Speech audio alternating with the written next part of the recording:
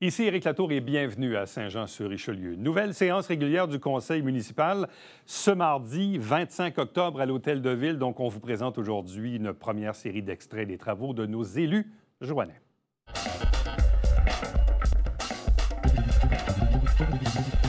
La première consultation du dossier du secteur de la Bergère des Échevins, l'analyse des résultats est complétée.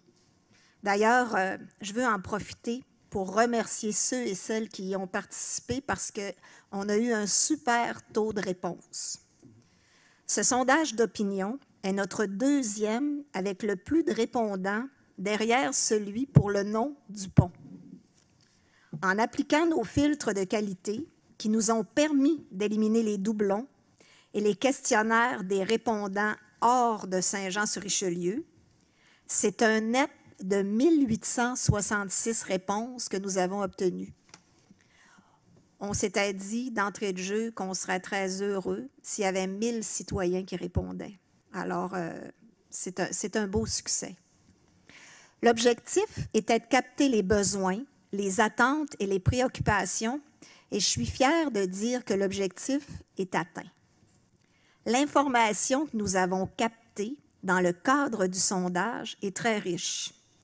Il y a plusieurs éléments d'intérêt qui ont été nommés par les répondants, nommés des fois à plusieurs reprises, et nous trouvons pertinent de prendre le temps de vous les partager lors d'une séance d'information spécifique à ce sujet.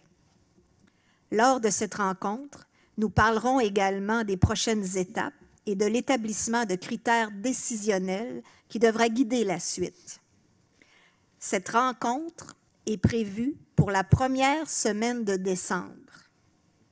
La date exacte et les détails vous seront communiqués sous peu. Dès le départ, nous avons dit ce qu'on cherche à faire, c'est de se doter d'une vision pour l'aménagement du secteur. C'est donc important pour nous de ne pas escamoter les étapes de réflexion menant à l'élaboration de potentiels scénarios d'aménagement. Alors, c'était ce que je voulais vous dire à ce sujet-là. Un peu plus tard, cet automne, la date de la rencontre sera fixée et les détails vous seront communiqués.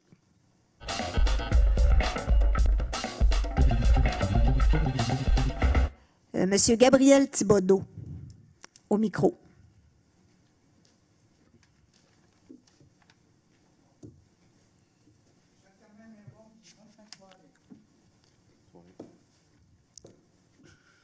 Est-ce que tout le monde m'entend?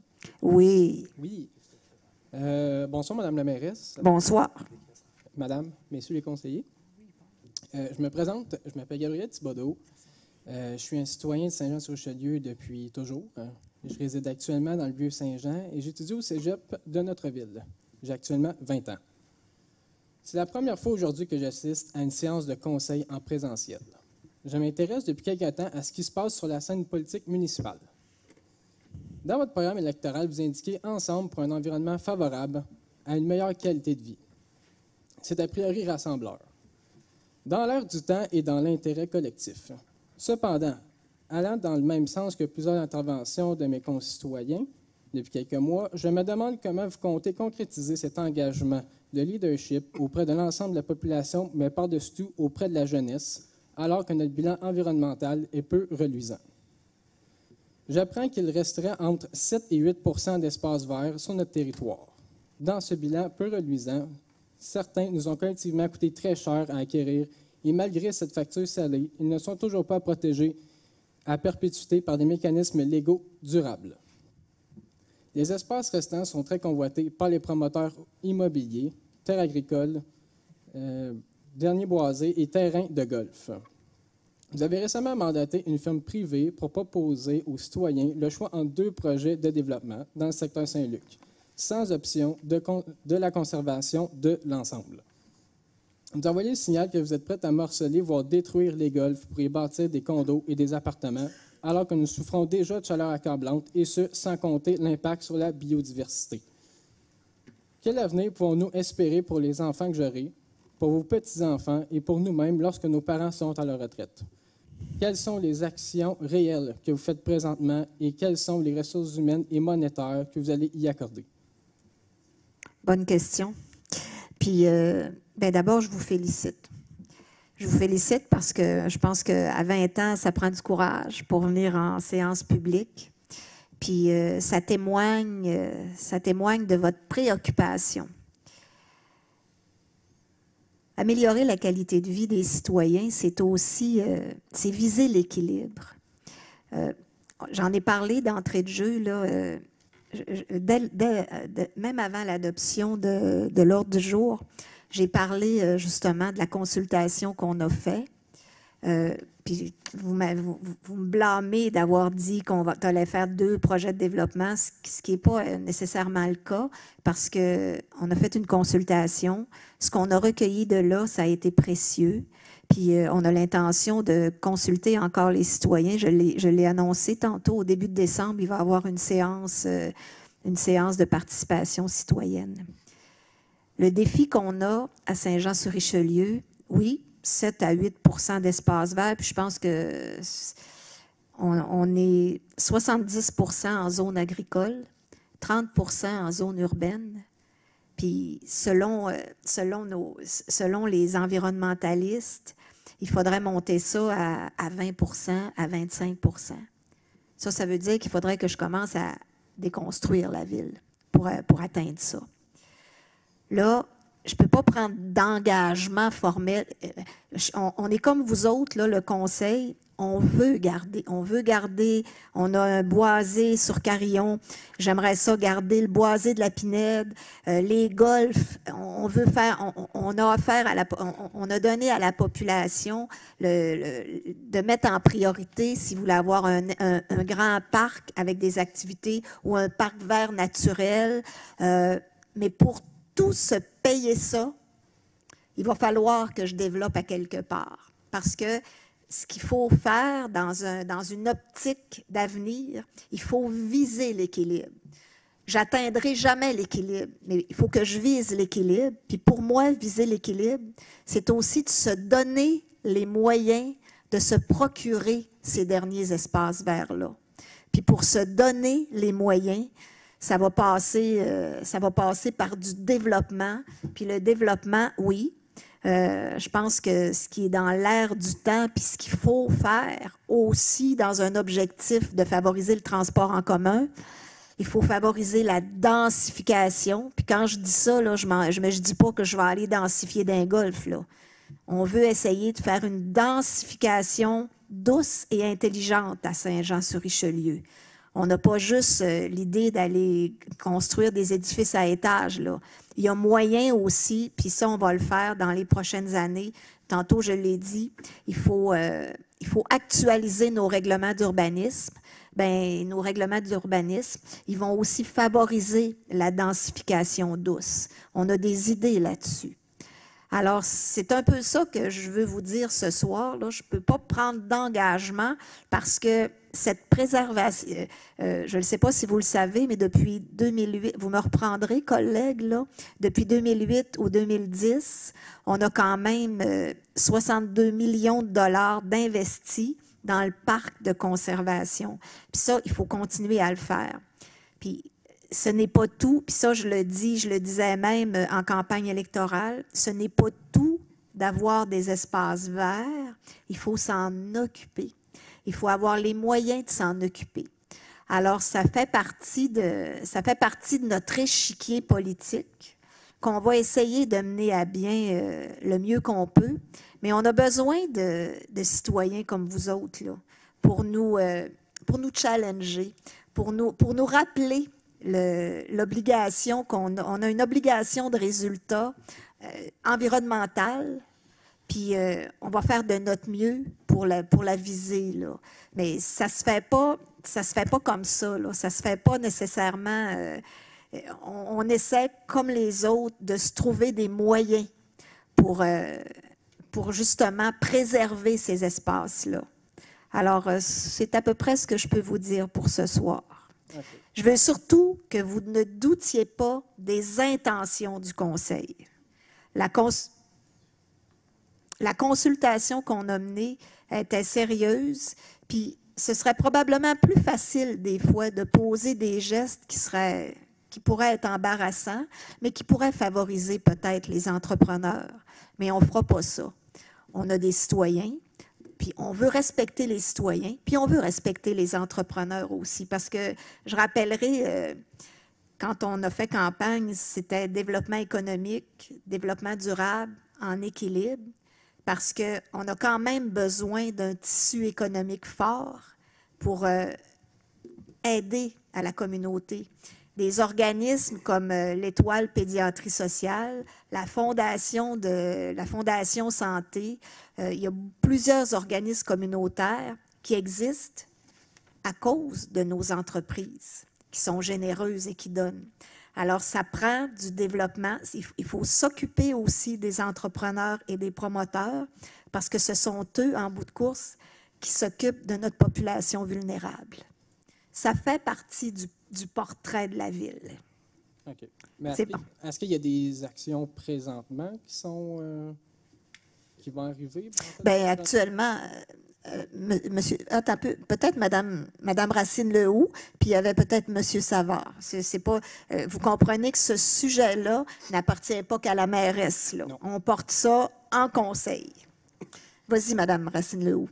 En fait, merci aussi. Je vais commencer avec le même commentaire qu'André. Bravo, félicitations. J'ai fait la même chose, donc merci. Mais pour répondre à la question qui est large, j'ai quand même une réponse large. La Ville a adopté la stratégie de développement durable qui comprend une multitude d'actions qui se divisent en plusieurs chantiers. Il y a donc, vu qu'il y a plusieurs actions, il y a eu aussi une étude de quelles actions sont prioritaires. Il y en a vraiment beaucoup, je ne peux pas les énoncer en 30 secondes, mais il y en a vraiment beaucoup. Puis la stratégie de développement durable est disponible sur le site web de la Ville. Les actions ne le sont pas, par contre, mais la stratégie l'est.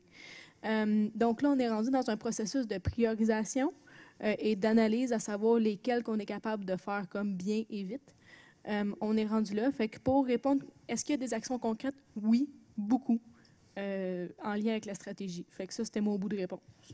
Puis j'aimerais ajouter... ça fait 1 an qu'on est élu. On a quand même voté la réglementation contre les pesticides esthétiques, à des fins esthétiques. Il y a la question des publisacs qui ne vont être livrés que sur une base volontaire. Tu sais, il y a on a les espaces verts dont il faut... Une ville, c'est très multisectoriel. Là. Il faut s'occuper des espaces verts, mais il faut s'occuper aussi de l'opérationnalisation de la ville. Il y a des citoyens qui sont mécontents contre les nuisances sonores. Je vous vois, monsieur Martin, puis je ne banalise pas ça, mais ça fait partie de toute la panoplie dont il faut s'occuper. OK. C'est bon? Puis je vous encourage à revenir au conseil, M. Thibault. Est-ce que... M. Thibodeau. M. Savard, vas-y, pardon. Je n'ai pas grand point. Je pense que Jessica a bien soulevé l'importance, évidemment, du programme qu'on est en train d'élaborer, le PC3, sur la conservation des milieux humides, des boisés. Je pense que c'est déjà une très bonne démarche environnementale. Cependant, il en reste toujours à faire, puis combler la demande, mais c'est toujours, comme Mme la mairesse mentionnait, c'est une question de coût. Tout est attaché à l'argent, malheureusement, aujourd'hui, donc il faut faire avec. Mais il y a une démarche positive qui s'en vient pour la protection de l'environnement. OK. Merci. Aujourd'hui, cette question-là, je l'amène surtout parce que j'ai su qu'il nous reste environ 7 à 8 environ d'espace vert. Oui. Quand j'en ai parlé à beaucoup de collègues de classe, il y en a beaucoup qui étaient sur le choc. Il y en a qui ne le savaient même pas, puis j'en ai vu qui étaient en colère même. Puis pour moi, je trouvais ça important, justement, pour mon futur à moi, pour mes enfants. Puis, mais je vous félicite, M. Thibodeau. Merci. Puis je vous invite à revenir.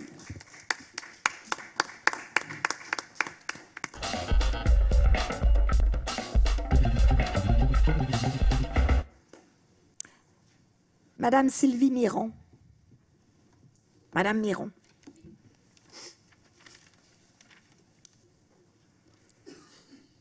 Oui, bien, si vous pouvez baisser le micro. Bonjour. Bonne soirée. Mon Dieu, il retrousse. C'est ça. Tout d'abord, Monsieur Thibodeau, bravo. Tu as 20 ans, j'ai 60 ans, on a la même cause. Alors, vous vous doutez bien de quoi je viens parler. Ben, c'est écrit espace vert. Alors, moi aussi, je vais lire mon petit papier. C'est parfait, c'est parfait. C'est le meilleur moyen de ne pas s'éparpiller. Je suis devant vous parce que ça fait des années que j'appuie en silence le courage de ceux qui se sont adressés à ce micro pour exprimer leurs craintes. Moi aussi, je veux vous exprimer les miennes. Je pourrais vous parler de l'état des pistes cyclables, du fait que dans Saint-Luc, nous sommes enclavés et qu'il faut être drôlement brave pour nous rendre à vélo sur la bande du canal sans risquer notre peau. Je ne viens pas vous parler du boulevard Saint-Luc qui est très souvent complètement bloqué à partir de 16 h, même 15 h, en provenance de la 104. Je demeure dans le quartier des Légendes, mais rassurez-vous, je ne viens pas vous dire que je veux conserver le golf des Légendes. Je ne joue pas au golf, mais je veux quand même vous parler du golf et des espaces verts. Madame la mairesse, avez-vous déjà vu un quartier résidentiel être démoli pour y planter une forêt? Oui. Non. Non, puis ça n'arrivera jamais. C'est irréversible. À l'inverse, chaque espace vert qu'on détruit est détruit à jamais avec tout le mal que ça fait à notre terre, à votre terre. Madame la mairesse, elle nous supplie de l'aider. Vous vous dites sûrement que ce n'est pas un petit quartier de plus qui va changer quelque chose, mais vous avez tort. Mais premièrement, je veux juste vous dire que je me dis jamais ça. Mais continuez, là, je ne veux pas prendre de vos secondes. Je m'adresse à la grand-maman en vous. Je suis moi-même une grand-maman de 8 petits-enfants, dont 5 habitent à Saint-Jean. Vous avez dit que la ville a besoin de plus de maisons pour nos enfants à votre dernière séance qui remonte à l'autre mois.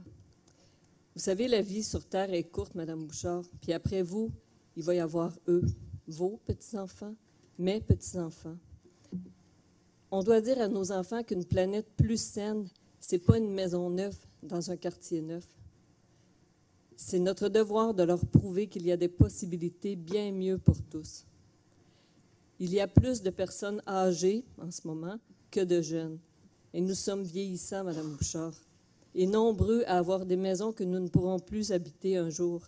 C'est peut-être le temps de leur apprendre qu'ils pourraient prendre ces maisons, les rafraîchir, les habiter. Et les vieux quartiers rajeuniraient, peut-être qu'ils les embelliraient même. Ils pourraient même nous faire une petite place, qui sait. La ville pourrait les encourager et même les aider. Et en héritage, vos enfants, vos petits-enfants, seront bien fiers de vous. Vous aurez fait une différence énorme pour votre ville, mais aussi pour notre terre à nous qui ne cesse de nous faire des mises en garde. Il vous faut agir pendant que vous avez le pouvoir de le faire. Il faut conserver chaque espace vert encore debout, les aimer, les respecter, les protéger. D'autres villes ont compris et ils se sont tenus debout. C'est possible à Saint-Jean-sur-Richelieu aussi. J'ai une question. En novembre 2021, vous avez mentionné que le plan de conservation prévoyait 90 % de protection des espaces verts, mais vous trouviez que c'était insuffisant et vous alliez en protéger 100 %. Madame la mairesse, sur quel motif semblez-vous avoir oublié votre engagement? J'ai certainement pas oublié mon engagement. Puis d'ailleurs, on est justement en train de travailler à un plan de conservation, à une 3e mouture du plan de conservation. Puis c'est ça la volonté, c'est de garder 100 % d'espace vert. Maintenant, c'est ce que je dis depuis tout le temps, il faut qu'on trouve les moyens d'être capable de les garder. C'est ça que je veux faire. Je veux juste revenir sur la question, vous aviez des bonnes suggestions, là, de laisser nos maisons à nos enfants et tout ça. Mais même ça, si ça se fait actuellement à Saint-Jean-sur-Richelieu, là, dans les quartiers comme à Saint-Gérard ou Saint-Edmond ou Saint-Lucien ou tout ça, là, ça se fait ce transfert-là de maisons. Les personnes âgées laissent leur maison, que ce soit à leurs enfants, leurs neveux, des plus jeunes, des gens qui arrivent d'ailleurs. Mais actuellement, là, pour une famille qui a 2 enfants ou 3 enfants, puis que les enfants quittent la maison, il n'y a pas de place pour aller rester à Saint-Jean. C'est une préoccupation. On manque d'écoles, on manque de CPE, on manque... Puis quand on dit qu'on manque de logements, c'est pas pour l'immigration, là. C'est pas pour avoir des gens d'ailleurs, même si on a besoin de travailleurs. On s'entend qu'on est en manque de main-d'œuvre. C'est pour les nôtres. C'est pour ici. C'est pour des gens qui, des fois, demeurent dans des logements qui sont pas adaptés. Puis ça, là, je vous le dis, là, c'est à toutes les semaines, puis des fois, c'est 3 fois par semaine qu'il y a des gens qui aimeraient ça être capables de déménager parce qu'ils ne demeurent pas dans des logements acceptables. Il n'y a pas de logement. Ça fait que c'est une réalité. Puis quand je dis qu'il faut viser l'équilibre, oui, il faut s'occuper des espaces verts, mais il faut s'occuper aussi, il faut s'occuper de notre population, de nos citoyens. On a des itinérants, puis on en a plusieurs qui logent ici.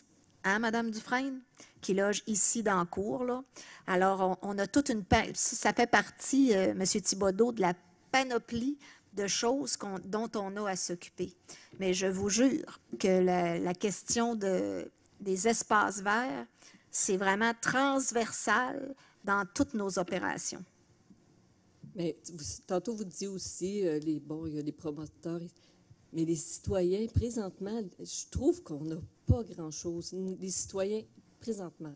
Vous n'avez pas grand-chose. Ben, je comprends pas. Ben, dans le bout, en tout cas, moi, où est-ce que j'habite, là, que ce soit d'une... Tu sais, on parle de ne pas prendre nos véhicules, tout ça, mon Dieu. Nous promener en vélo chez nous, là, dans Saint-Luc, l'ancien Saint-Luc, là, c'est comme pas évident. Il faut comprendre. Bien, ça, c'est une autre affaire, là. Je pense que des fois, il faut voyager pour voir que... Ben, c'est sûr que nos pistes... On est une vieille ville, Saint-Jean-sur-Richelieu. Hein? La semaine passée, je suis allée à un colloque à Lac-Mégantic, là. Elles sont grillées de pistes cyclables. Mais c'est une... Attends un peu, là. Mais pour ça, là, il a fallu un centre-ville qui se détruise. On se rappelle de l'accident qui a eu lieu en 2016. Puis c'est tout en reconstruction. Alors, on s'entend qu'eux autres, ils construisent avec les normes d'aujourd'hui, puis avec la réglementation même lumineuse d'aujourd'hui. Nous, on a une ville qui est ancienne. C'est pas toujours facile de mettre des pistes cyclables dans nos rues. La cohabitation auto... Puis quand je vous dis ça, c'est pas impossible, là, parce qu'on a des ingénieurs qui font des miracles. On a des ingénieurs qui y travaillent, puis c'est ça qu'on essaye de faire, justement, de travailler à une mobilité active. Là, vous me parlez de Saint-Luc, mais mon collègue pourrait vous parler de Saint-Edmond ou de Saint-Lucien. Les vieux quartiers, centre-ville, s'il y a un îlot de chaleur, c'est bien dans le centre-ville, là.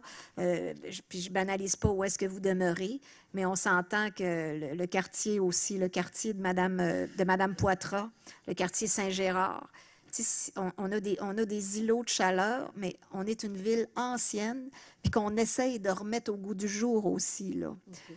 Mais Longueuil, c'est une ville ancienne aussi, à ce que je sache. Puis moi, oui. Une semaine, je me suis baladée là-bas, là, puis des pistes cyclables larges avec des arbres matures. On est à Longueuil, là. C'est pas une nouvelle ville. Moi, je pense que j'ai des beaux quartiers aussi à Saint-Jean, mais c'est correct, là. Mais de toute façon, mon point, c'était vraiment... de préserver les espaces verts. Complètement. Oui. Complètement, 100%. Merci, Mme Miron. On l'a bien entendu.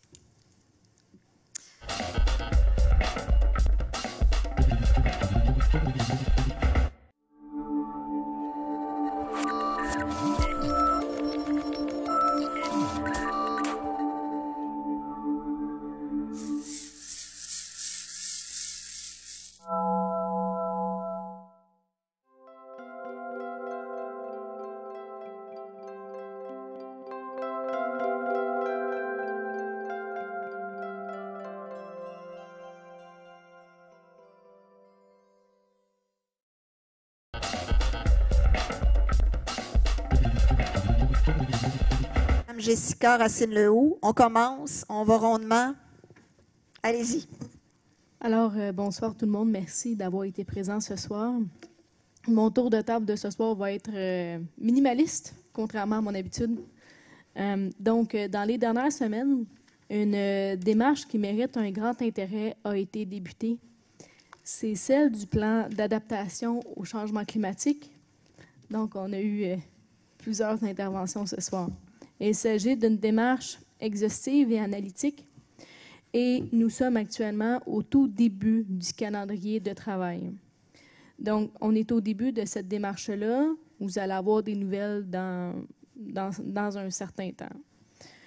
Néanmoins, déjà, on est au tout début de la démarche. Ça a été vraiment le premier pas qui a été fait. J'aimerais souligner la belle implication de Claire Charbonneau, qui est ce soir absente, mais aussi Annie Surprenant dans cette démarche-là. Donc, c'est une démarche d'appropriation du conseil quand même. Donc, c'est tout. Merci.